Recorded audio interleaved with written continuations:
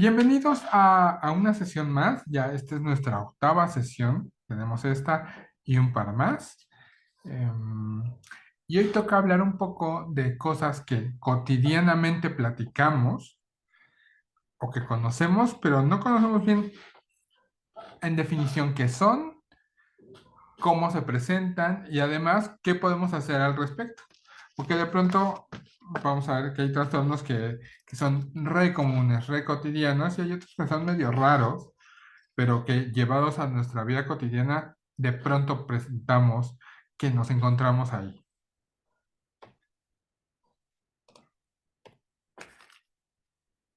Primero, en definición, un síndrome es esto, un conjunto de fenómenos que concurren unos con otros y que caracterizan una determinada situación. Si bien esta definición es muy general, nos ayuda a entender muy bien entonces que justamente es un conjunto de muchas cosas, no es solamente una cosa que pasa, sino son muchas cosas que juntas que concurren y determinan situaciones de nuestra vida cotidiana. Iniciaremos por acá un poco, por el síndrome, uno de los más conocidos, el síndrome de burnout o el síndrome de desgaste emocional o de desgaste profesional. El síndrome de burnout o también conocido como síndrome de desgaste profesional, es un síndrome de sobrecarga emocional, síndrome del quemado o síndrome de fatiga en el trabajo, que fue declarado en el año 2000 por la OMS como un factor de riesgo laboral. Hasta antes del año 2000, nadie tenía idea de que esto estaba pasando y le estaba pasando a mucha gente, pero hasta el 2000 fue declarado como algo real que nos está pasando y que hay que voltear a ver. Entonces, es un factor de riesgo laboral debido a su capacidad para afectar la calidad de vida, la salud mental e incluso hasta poner en riesgo la vida del individuo que lo sufre. Pero el problema va más allá. Una persona con síndrome de burnout posiblemente dará un servicio deficiente a los clientes, será inoperante en sus funciones, tendrá un promedio mayor a lo normal de ausentismo laboral, exponiendo a la organización a pérdidas económicas y fallas en la consecución de metas. Y está dando entonces que llevar a los empleados al burnout, pues tiene un costo muy alto para la empresa, en general para todas las empresas. El primer caso reportado de síndrome de desgaste profesional en la literatura fue hecha por Graham Greene en 1961 en un artículo que se llamaba Un caso de burnout. La definición más aceptada de lo que es el burnout lo describe Maslach, un psicólogo, como una forma inadecuada de afrontar el estrés crónico, cuyos rasgos principales son el agotamiento emocional, la despersonalización y la disminución del desempeño laboral. Dentro del burnout podemos identificar tres componentes esenciales para poderlo diagnosticar, si bien no es está avalado por la Organización Mundial de la Salud, no viene como parte de los criterios dentro de los diagnósticos que se utilizan usualmente en libros como el DSM-4 o el CIE-10, no aparece el burnout, pero sí aparece, sí podemos encontrar e identificar estos tres componentes, que es cansancio o agotamiento emocional, que es la despersonalización y el abandono de la realización personal. En este cansancio o agotamiento emocional está la pérdida progresiva de la energía, hay un desgaste impresionante, hay mucha fatiga. En la despersonalización hay una construcción por parte de las personas de una defensa como para proteger de los sentimientos de impotencia, indefensión y frustración. Entonces da que dejas de ser tú para convertirte en algo más que te estás defendiendo. Y el abandono de la realización personal va como hacia esta idea de que estamos perdiendo el valor que tiene para nosotros lo que sea que estamos haciendo.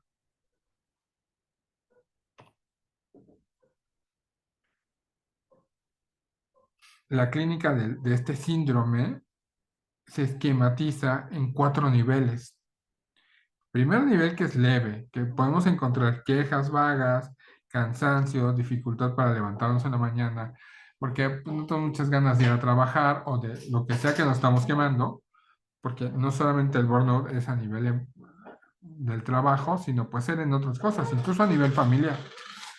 De pronto no tenemos ganas de, ay, no, ir a la reunión familiar, pues tampoco me encanta, o ay, es que me canso mucho por ir a trabajar. Estos son como el primer indicio de que nos estamos yendo hacia el burnout, que podría parecer muy cotidiano, quizá es muy cotidiano, pero, pero bueno, en este nivel, en el nivel leve, es como el primer aviso. Luego pasamos a un nivel moderado donde hay cinismo, aislamiento, suspicacia y negativismo, donde entonces ya nos importa poco menos llegar tarde, no nos preocupa no llegar, no nos importa convivir con los miembros del grupo de trabajo, eh, o todo lo vemos mal. Bueno, entonces, ya cuando pasamos el nivel leve y llegamos al moderado, entonces es una señal de alarma. Ya no es alerta, la alerta en la leve, la alarma en el moderado. Hay un tercer nivel, que es el nivel grave. Enlentecimiento, automedicación con psicofármacos, ausentismo, aversión, abuso del alcohol o drogas. Bueno, ya nada de lo que implica el trabajo, ¿no? Lo que implica estar donde antes te gustaba estar, ya llegas a un nivel donde pues, ya no me importa si voy o si llego incluso borracho, si llego crudo o con alguna sustancia, ¿sabes? Es un nivel todavía mayor, pero no es el más grande porque existe el extremo, que es un aislamiento muy marcado, un colapso en el lugar, un colapso de nuestra vida por tener que hacer eso que no estamos disfrutando, y cuadros psiquiátricos, y ha llegado algunos documentos han llegado a indicar esto, que el suicidio es una de las causas del suicidio, perdón, es el burnout. De pronto estamos tan sobrepasados en el trabajo, vamos a hablar en este momento del trabajo, que puede ser una causa de suicidio. El tratamiento y su prevención consiste en estrategias que permitan modificar los sentimientos y pensamientos referentes a los tres componentes de este síndrome de burnout. Entonces, los tres componentes, hablábamos que es el cansancio, la despersonalización y el abandono.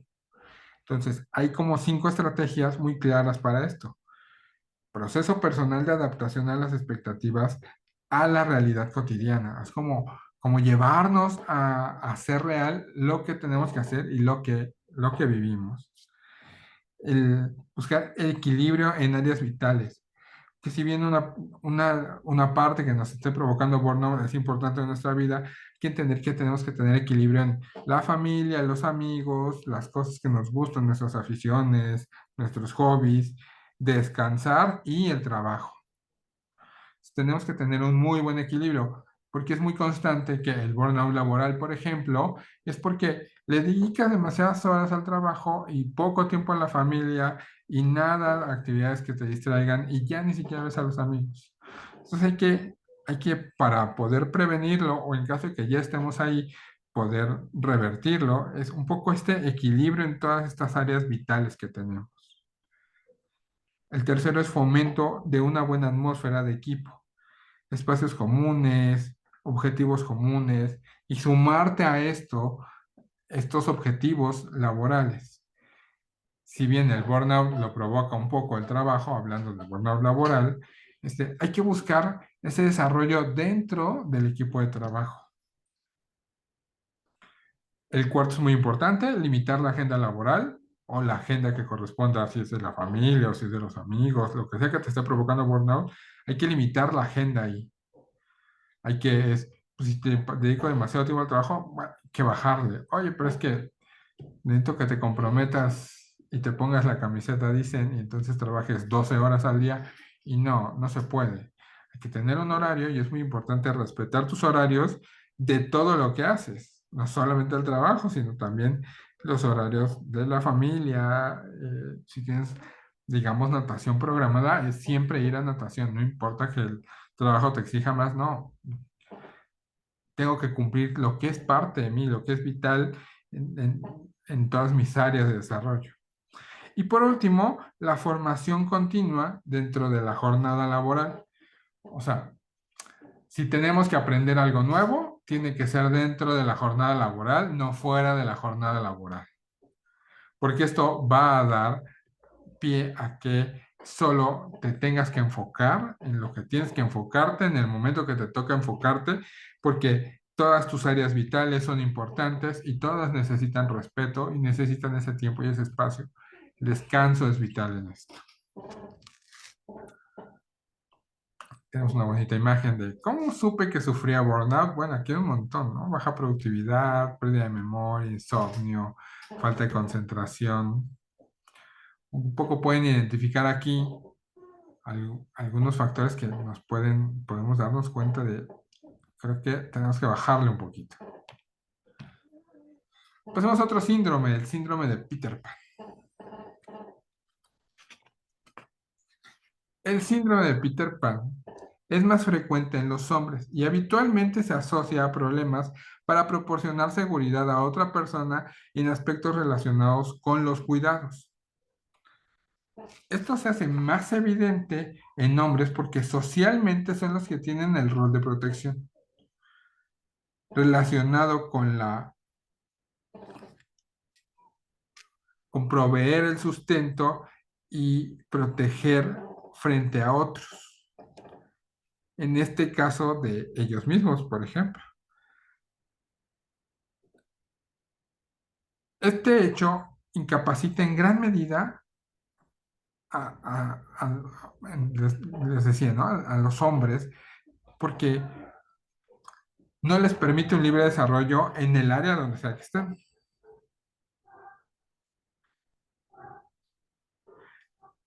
Se asocia este síndrome con intensos sentimientos de soledad y esa sensación de dependencia del otro. Por esta razón, se suele buscar a una persona para conseguir que los cuide y los protege.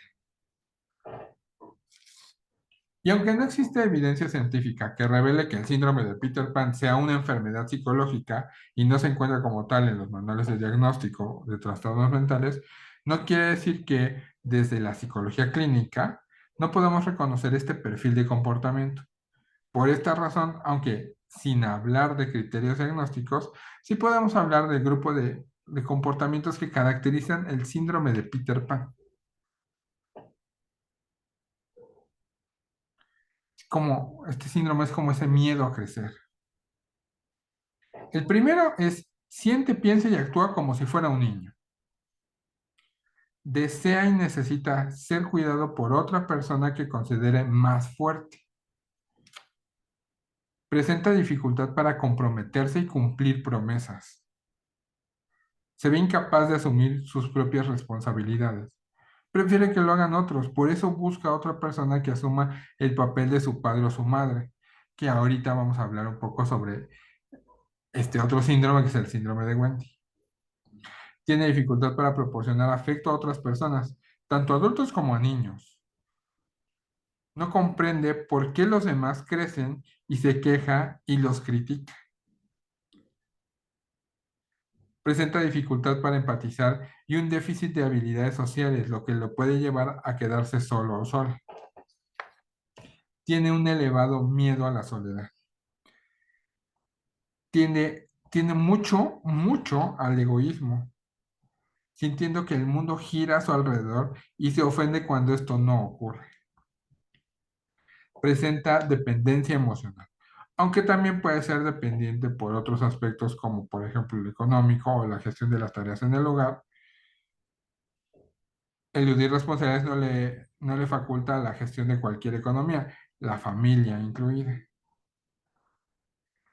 Su comportamiento es rebelde y negativista. Presenta baja autoestima, inseguridad, bajísima tolerancia a la frustración, necesita admiración, cuidado, atención, suele sentir una gran insatisfacción con sus logros, pero no hace nada para mejorar su situación, no afronta sus problemas, idealiza la juventud y verbaliza que no quiere envejecer. Esta tendencia de comportamiento puede ser consecuencia de muchos factores: rasgos de personalidad, estilos de afrontamiento de los problemas, déficit de habilidades sociales, miedos, muchas otras cosas.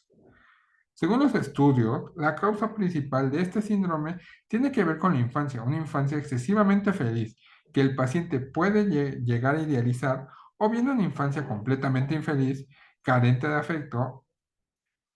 En el primero de los casos, la persona busca inmortalizar esos momentos sublimes viviendo en una permanente niñez. En el segundo caso, busca recuperar el tiempo perdido y volver a mantenerse en la infancia. Pero existen 10 consejos que nos pueden ayudar a afrontar la tendencia a eludir la responsabilidad de ser adulto, a anclarnos a una edad que no nos corresponde y que limita y condiciona nuestro desarrollo personal.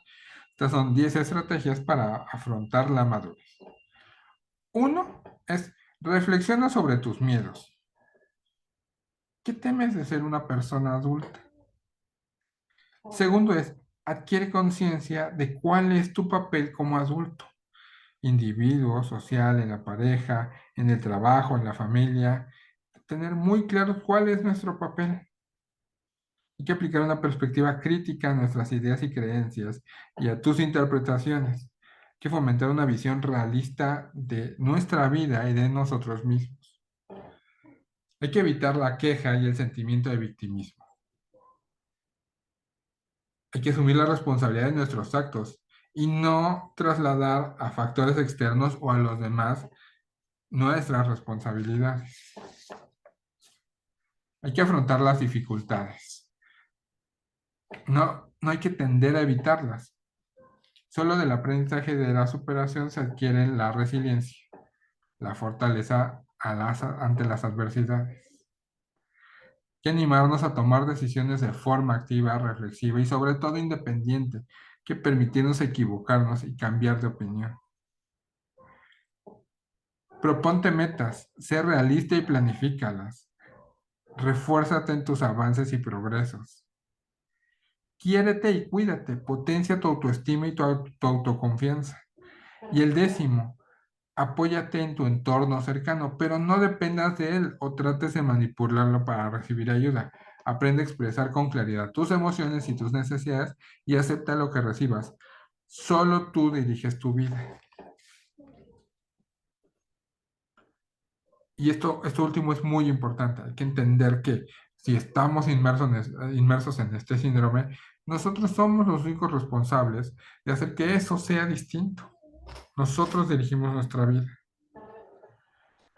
Aquí vienen como un poco las características del síndrome de Peter Pan, ¿no?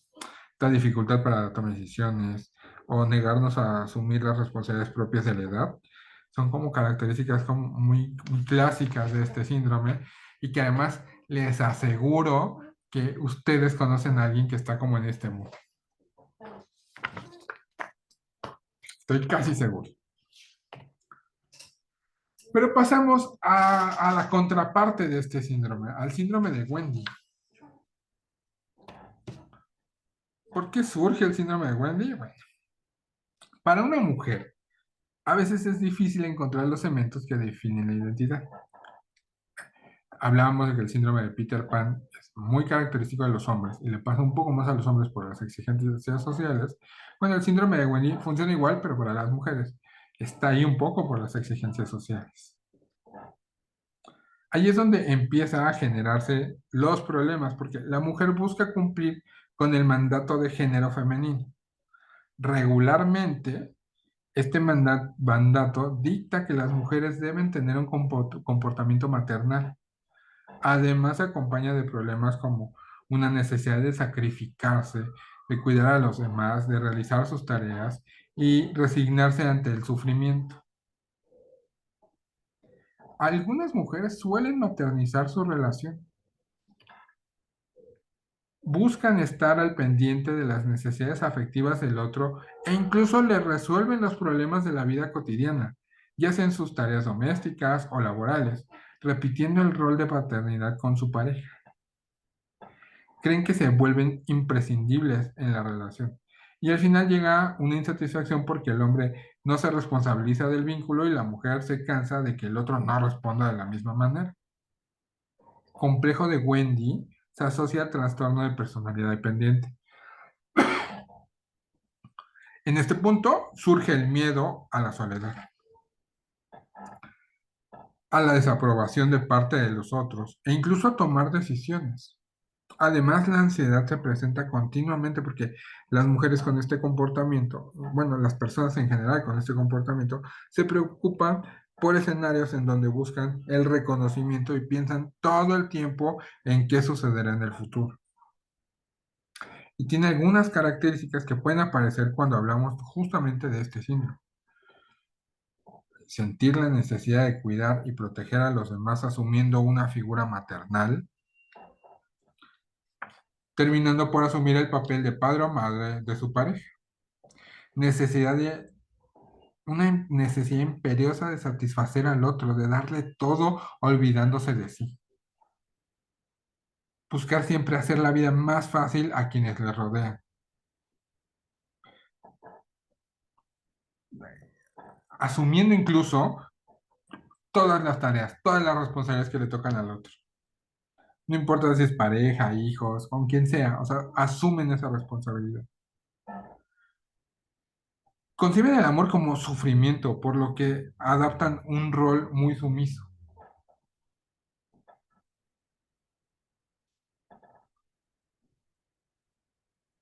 Hay sentimientos de inferioridad, temor al abandono, fuerte necesidad de sentirse imprescindibles y esta necesidad de complacer y agradecer a los demás, buscando la aprobación y aceptación por encima de todo, con el fin de hacerles felices para evitar enfrentarse al temor de ser rechazados y de no ser queridos o queridas.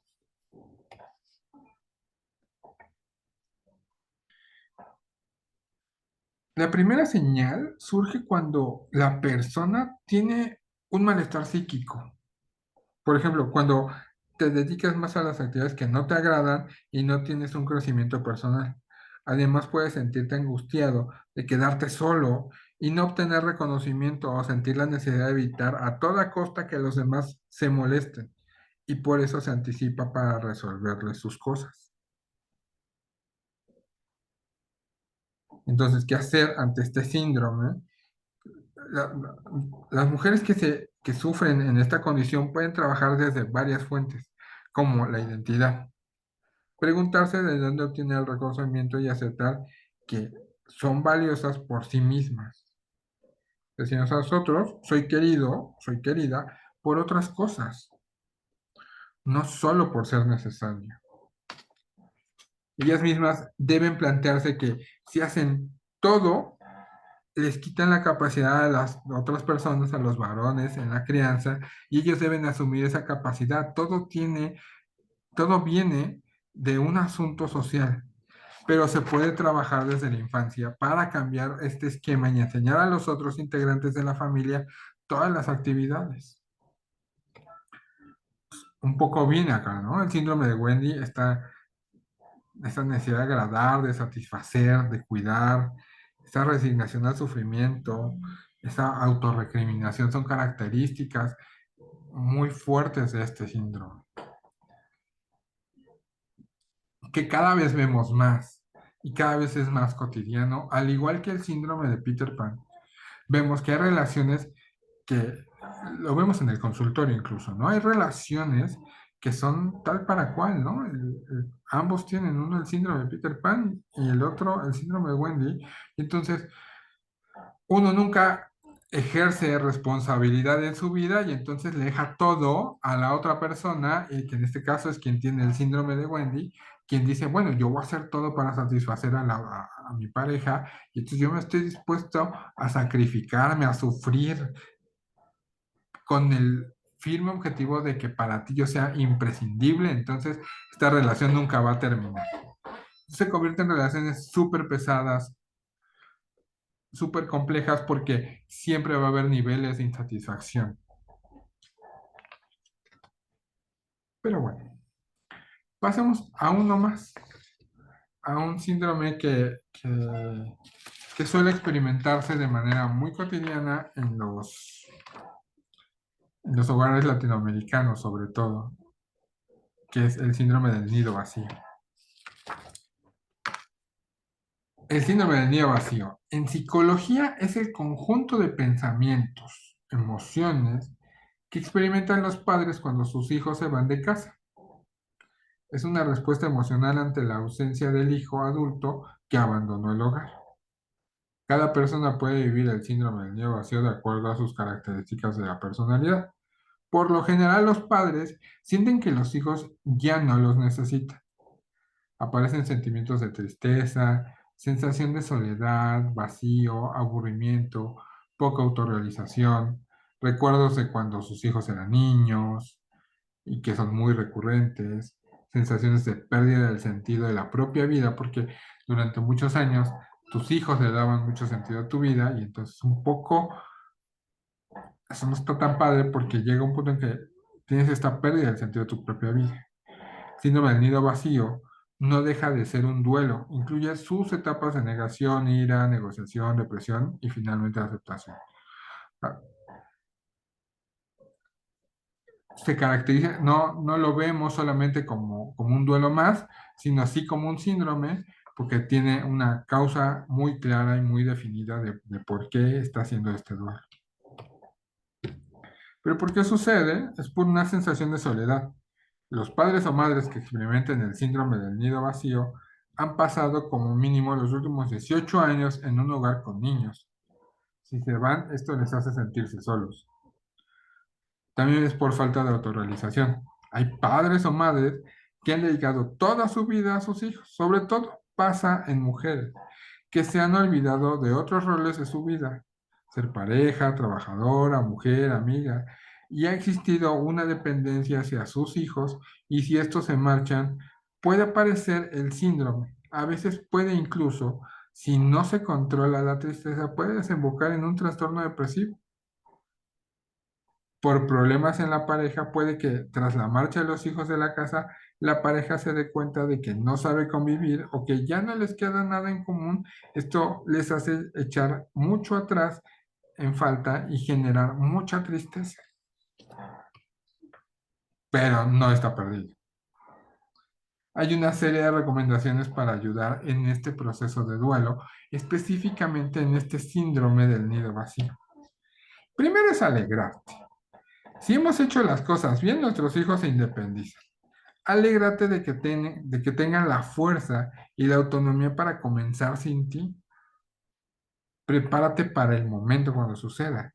El día que abandonen el hogar llegará tarde o temprano y ayudará mucho a educar a tus hijos en la independencia, en la cultura del esfuerzo y en la supervivencia, además de prepararte a ti emocionalmente para este acontecimiento. Reconoce tu pena. Es normal que les eches de menos y que esto te produzca el dolor. No quites valor a tus emociones. No olvides mantener el contacto. Puedes continuar teniendo una relación cercana con ellos mediante visitas, llamadas, mensajes, videollamadas. Cuando un hijo se va de casa, no se tiene por qué perder el vínculo afectivo tanto. Es así que incluso escuchamos a muchos jóvenes que se van de casa que reconocen que irse de su hogar refuerza la relación con sus padres. Se vuelve una relación diferente, mucho más madura.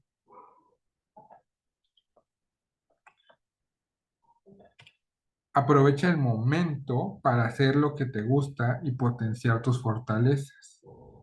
En muchas ocasiones, las ocupaciones, se cuida de la familia, no te han dejado tiempo para hacer actividades que te agradan y que encuentras placenteras, como nadar, como ir a tomar un café, como salir a leer. Ahora puede ser ese momento incluso para viajar. Esto te ayudará a sentirte bien y evitarás los sentimientos de soledad. Céntrate en tu relación de pareja. Mejora la comunicación. Vuelve a hacer todo lo que hacían en la época en la que todavía no tenían hijos. Alégrate por ellos. Es fundamental que vean que les apoyas en sus nuevos proyectos y que pueden acudir a ti si lo necesitan. Eso les ayudará mucho y a ti también a sentirte que no has perdido la función de madre o padre. Y por último, busca apoyo. Acude a un profesional que te ayudará a gestionar la tristeza, a proponerte metas y a cumplir con otros roles, no solamente ese rol de ser madre o padre, que de pronto nos enfrascamos tanto ahí que se nos olvida que somos mucho más que solo mamá y papá. Y aquí hay, bueno, menciona 4 pasos para superarlo, ¿no? Tomar conciencia de cómo te sientes, tu función, cuál es tu función, exteriorizar tus sentimientos y realizar nuevos proyectos.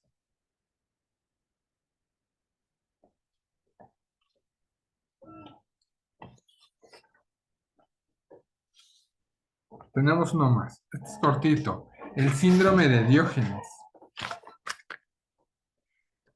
Síndrome describe un patrón de conducta caracterizado fundamentalmente por un extremo abandono del autocuidado, tanto la higiene como la alimentación y la salud, acumulación de basura y objetos inservibles, autonegligencia, marcado aislamiento social y sin conciencia de enfermedad.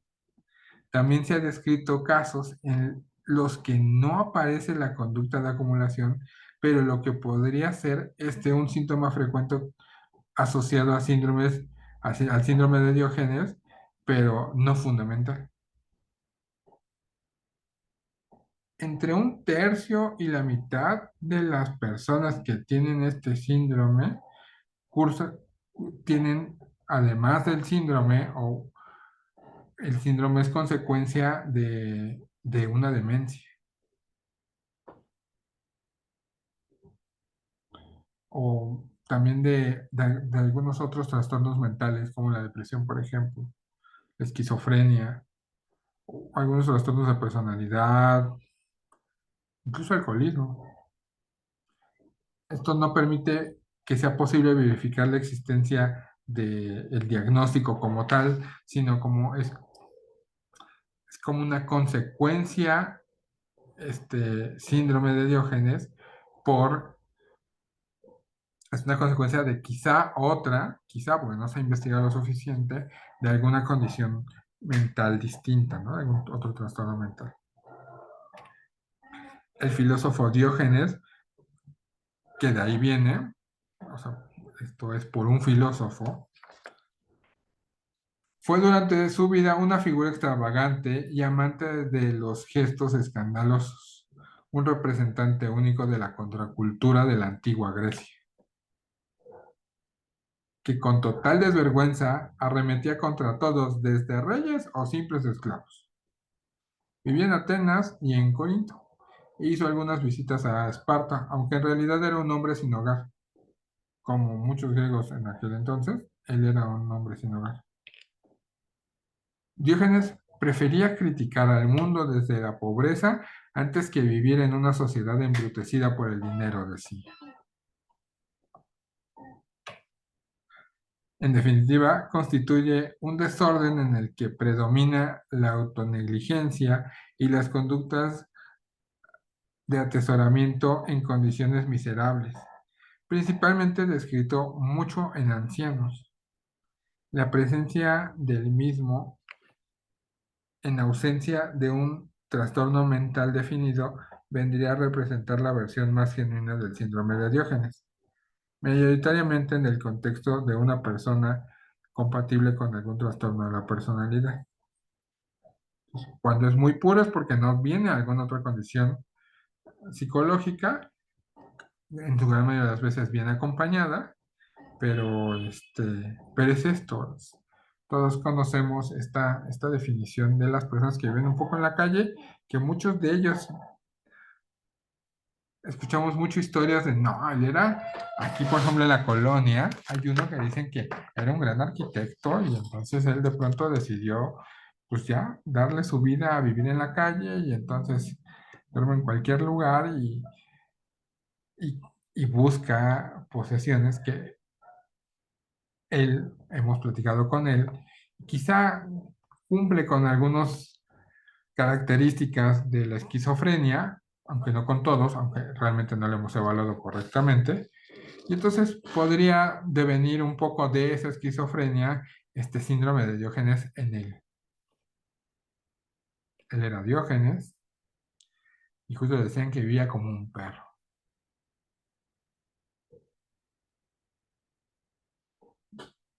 Se considera un filósofo o es un filósofo importante para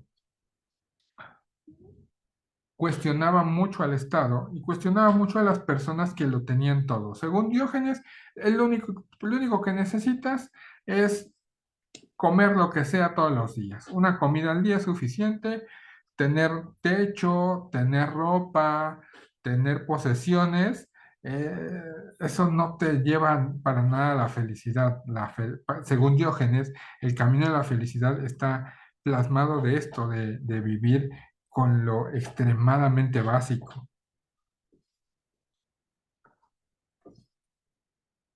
Por eso es un gran filósofo, un filósofo muy citado, porque cuestionaba mucho las condiciones de vida que se tenían en aquel entonces.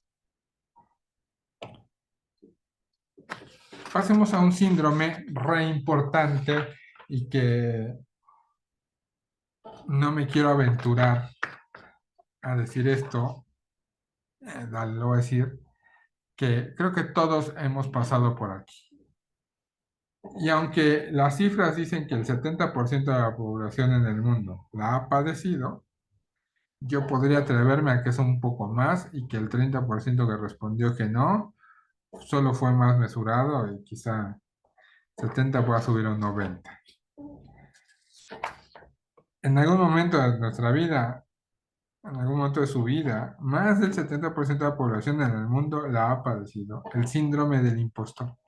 Es decir, 7 de cada 10 personas han creído que sus logros o triunfos son productos de un golpe de suerte o de la ayuda de los demás, pero no de su esfuerzo o de su capacidad o de su talento o de su creatividad. Esto lo señala Laura Barrientos Nicolás de la Facultad de Medicina. Hay celebridades como Emma Watson, que interpretó a Hermione Granger en Harry Potter, o Michelle Obama, abogada y escritora, o Howard Schultz, fundador de Starbucks, o Neil Armstrong, el primer hombre que pisó la luna, que padecieron este fenómeno psicológico, descubierto por primera vez en mujeres en 1978, pero las psicólogas Pauline Klein y Susan Ames, con el tiempo se supo que afecta por igual a hombres y a mujeres. Al no sentirse capaces, viven vigilantes y temerosos de que alguien descubra que cometieron un fraude, de ahí que se sientan con culpa y como impostores. Sometidos a tanto estrés en estas personas predomina la inseguridad y llega a padecer ansiedad, depresión y tristeza, trastornos emocionales que afectan su desempeño laboral, académico y profesional. El síndrome del impostor no tiene una causa específica. Su origen es multifactorial, biológico, psicológico y social. Las comparaciones o sobreestimaciones de la infancia con el tiempo pueden propiciarlo. O sea, estas frases como de tu hermano es mejor, o tu hermano es mejor, o no eres bueno en la escuela, o eres un campeón, y que de pronto descubras que no, todas estas cosas pueden propiciarlas. Clínicamente, se reconocen 5 subgrupos del síndrome del impostor. El primero es el perfeccionista, quienes establecen expectativas muy altas para sí mismos. Sin embargo, aunque cumplan con 99% de sus metas, se sentirán fracasados porque ese 1% los hace pensar que no tienen la habilidad ni la competencia para lograr la perfección. El segundo, otro de estos, es el de los expertos, los cuales buscan nuevas capacitaciones, certificaciones, diplomados, porque no se sienten competentes. Ante la oportunidad de un empleo, no acuden hasta que tienen la certeza de que cumplen absolutamente con todos los requisitos. Uno más es el de los genios naturales, quienes caen en la trampa mental de que si algo les costó trabajo, significa que no son tan buenos como piensan los demás. Esto los lleva a la idea errónea de que son impostores. A todos estos, además, se les suman los individualistas, los cuales tienen la necesidad de hacer todo para no sentir que son un fracaso o un fraude. Están convencidos de que tienen que hacer muchas cosas sin pedir ayuda para poder alcanzar el éxito. Y finalmente están los superhumanos, aquellos que se esfuerzan cada día más que los demás por su necesidad de triunfar en todos los aspectos. Quieren ser el mejor padre, el mejor estudiante, la mejor pareja, el mejor en los negocios, la mejor persona, todo. Y padecen de estrés constante por esas exigencias. Con todo lo antes dicho, queda muy claro que el síndrome del impostor, impostora, puede afectar negativamente a la vida de cualquier persona, de cualquier hombre y de cualquier mujer, haciendo que sufra de estrés constante, problemas en sus relaciones e incluso ansiedad. Sin embargo, puede evitarse siguiendo algunas recomendaciones. La primera y una de las más importantes consiste en recordar los logros, respaldándolos con datos o hechos objetivos. Esto puede ayudar a que las personas no se sientan impostores y puedan utilizar esta información para darse cuenta de que están valorándose negativamente y de que sí es merecedor de sus triunfos y de las posesiones que tiene. Esta técnica se puede complementar mediante la escritura de una libreta de diario que le llamamos hitos alcanzados. Esto ayudará a evitar olvidar las hazañas personales. Mientras más significativo sea el logro, más efectivo puede resultar para evitar el síndrome del impostor cuando se presente. Por otro lado, celebrar los logros importantes es también muy recomendable. Esto no solo nos hará más memorables, sino que también contribuirá a fortalecer el amor propio, ya que esa es una forma de premiarse a sí mismo. En este sentido, se tiene que mencionar que la forma en que las personas hablan consigo mismas influye significativamente en su amor propio. No están mal las autocríticas, pero siempre deben hacerse de forma amable y respetuosa. Hay que recordar que los seres humanos no son perfectos, pues se trata del primer paso a la aceptación. El hecho de cometer errores no está mal. Lo erróneo no es quererse a causa de ellos. Pero por último, se debe tener en cuenta que nunca viene mal pedir ayuda. No se trata de una señal de debilidad, sino de inteligencia, ya que las personas sabias saben que el trabajo en equipo muchas veces es más eficaz que el trabajo individual. Y aquí vienen algunos ejemplos del síndrome del impostor o la impostora, ¿no?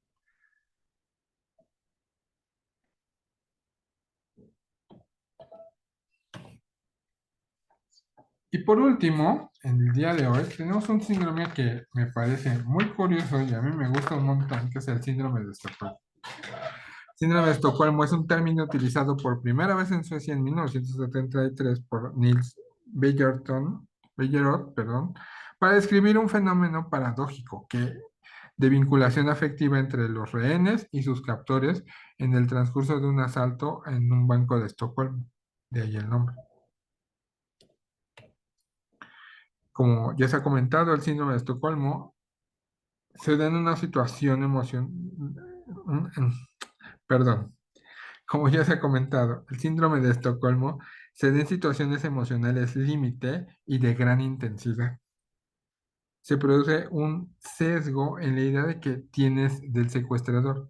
Si muestra bondad, se percibe como compasión y preocupación genuina. Obviamente, todas las acciones agresivas o negativas que ha hecho. Aunque los estudios no han creado un diagnóstico ni criterios estándares, vamos a explicar algunos de los síntomas más frecuentes que se encuentran. Vinculación y empatía. Al percibir humanidad en la persona, empieza a sentir un vínculo y una conexión especial. Se puede tener la ilusión de que comparten los mismos valores y objetivos. Se identifican con él, le idealizan y comprenden los motivos que le llevan a hacer lo que está haciendo, justificándole. Hay sentimientos positivos hacia el agresor y la necesidad de supervivencia se vuelve más importante que la conciencia de lo que está sucediendo. Al ver los recursos superados, instintivamente generamos emociones positivas hacia quien nos está agrediendo, como la gratitud. Además de estos sentimientos positivos, son recíprocos. También hay sentimientos negativos hacia terceras personas. En relación con la actividad anterior, lo que decíamos de los sentimientos positivos, en el síndrome de Estocolmo las personas se vuelven enemigas de los enemigos del agresor, es decir, rechazan a quienes tratan de separarla del secuestrador, como la policía u otras autoridades, evitando cooperar con ellas, ya que esto significa traicionar al agresor. En la historia del síndrome de Estocolmo, es que un hombre entró a un banco a robar y la policía lo sitió y estuvieron varios días ahí, y entonces la convivencia que hubo con los rehenes terminó por hacer que apoyaran a la persona que estaba cometiendo el asalto, a grado tal que ya saliendo, una de las integrantes decidiera no apoyar a la policía en decir qué pasó o en declarar culpable al otro. No quiso participar porque ella concebía que la policía eran los malos. Y bueno, esto se los cuento porque el síndrome de Estocolmo lo podemos ver en otros lugares y lamentablemente lo vemos muy seguido. En casos de violencia o de abuso intrafamiliar, también puede darse un comportamiento y sentimientos que siguen el mismo patrón. El síndrome de Estocolmo se desarrolla con más facilidad si la situación estresante y traumática es prolongada en el tiempo. Por eso, si en convivencia hay una violencia constante, estas actitudes pueden aparecer. Por ejemplo, en casos de abuso sexual infantil, donde la figura adulta cuidadora es la misma que te está hiriendo. Está el síndrome de Estocolmo en la pareja. En casos de violencia en pareja y violencia de género, también se ha observado este comportamiento paradójico. De todos modos, las dinámicas y límites del amor en una relación de pareja son más complejos que en dos personas desconocidas que coinciden en un atraco. Por ello, el síndrome de Estocolmo es un término que no se tiende a utilizar en psicología para referirse al maltrato dentro de la pareja o dentro de la familia. Los mecanismos de indefensión aprendida, culpabilidad, autoestima destruida, dependencia emocional y las consecuencias económicas, sociales y emocionales hacen muy difícil la decisión de alejarse de una pareja que te maltrata. Por esto mismo, o sea, constantemente estamos, vemos parejas o hemos vivido situaciones así donde estamos tan inmiscuidos en la relación que dependemos del otro, sabemos que no nos está haciendo bien, pero incluso defendemos a la pareja. O sea, nos ha tocado ver casos donde hay personas que fueron golpeadas, se quieren proteger, pero no quieren denunciar porque quieren cuidar, quieren seguir con esa relación, solo están esperando a que esto pase, a que las cosas mejoren, porque siempre todo va a mejorar. Esa es la idea, no, la verdad es que no mejora.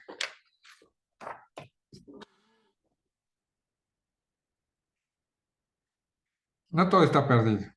El tratamiento para este síndrome de Estocolmo está en que la conducta y emociones vinculadas al síndrome de Estocolmo se estabilizan y recuperan su estado natural de forma progresiva. Una vez la persona ha salido de la situación de peligro, aunque en algunas ocasiones las personas pueden necesitar ayuda para gestionarlo y facilitar este proceso. Al tratarse de reacciones que aparecen debido a trastornos de estrés agudo o trastornos de estrés postraumático, el tratamiento debe ir dirigido a aliviar la ansiedad y el impacto del evento y a restaurarlo el autoestima, el autoconcepto y el bienestar de la persona que fue víctima de esta situación. En definitiva, con psicoterapia se potenciarán los recursos de afrontamiento y pondrá nombre a lo que ha sucedido, comprendiendo las reacciones y reconciliándose de nuevo con los propios valores e identidad. Porque una de las grandes estrategias que tiene el victimario en el síndrome de Estocolmo es que te despersonaliza y entonces olvidas que tienes una propia personalidad, olvidas tus propios valores para solamente pensar en los de él, del agresor. Esto un poco una infografía de qué es el síndrome de Estocolmo, ¿no? Es el desarrollo de una vinculación afectiva que nace de un suceso traumático o de un trauma psicológico. Hay síntomas muy claros: la vinculación de empatía, sentimientos positivos hacia el agresor y sentimientos negativos hacia terceras personas. Puede haber doméstico y en la pareja. Y el tratamiento, bueno, ya lo platicamos, ¿no?